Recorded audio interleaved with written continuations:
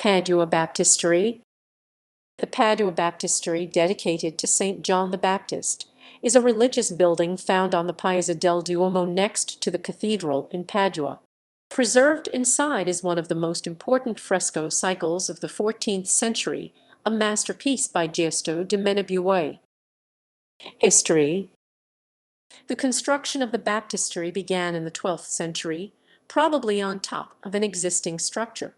It underwent various reworkings in the following century, and was consecrated by Guido, Patriarch of Grado, in 1281. Between 1370 and 1379, it was restored and adapted as a mausoleum for Prince Francesco, Il Vecchio da Carrara, and his wife, Fina Buzzaccarini. The latter oversaw the decorative work, entrusting it to Giusto de Menabuoi, whose burial site was later found outside the building.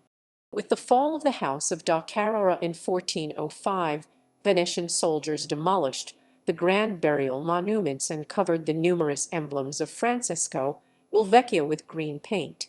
After various partial restorations in the 20th century, the work is currently awaiting an important full restoration. Description.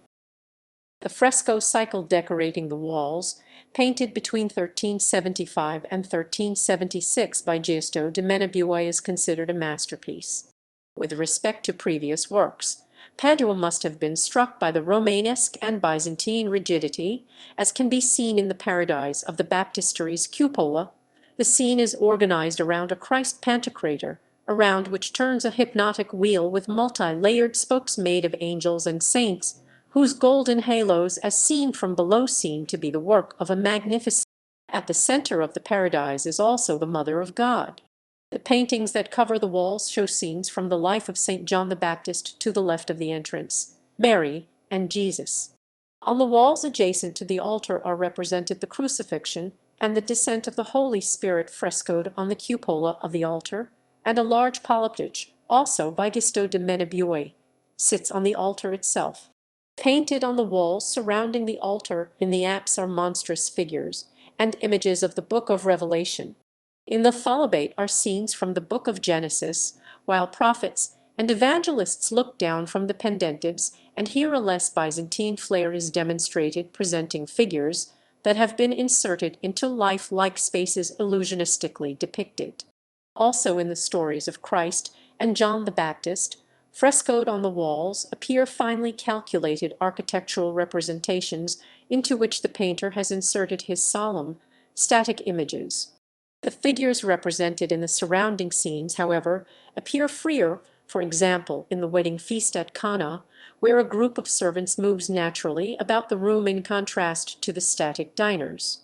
From the analysis of these stylistic choices, it is clear that the use of retro effects was, for Giusto, a precise component willingly chosen to bring about an expressive and symbolic end. He was perhaps the only 14th-century painter with the presence of mind to make conscious selections among these different pictorial languages.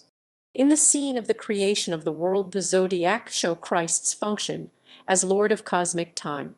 God the Father can interrupt the course of natural events to manifest his will to mankind, which occurred during the 3 hours of darkness that accompanied the agony and death of Jesus. Through his angels, represented here, God dominates and neutralizes the influence of the planetary demons here in the world underneath the moon. Images.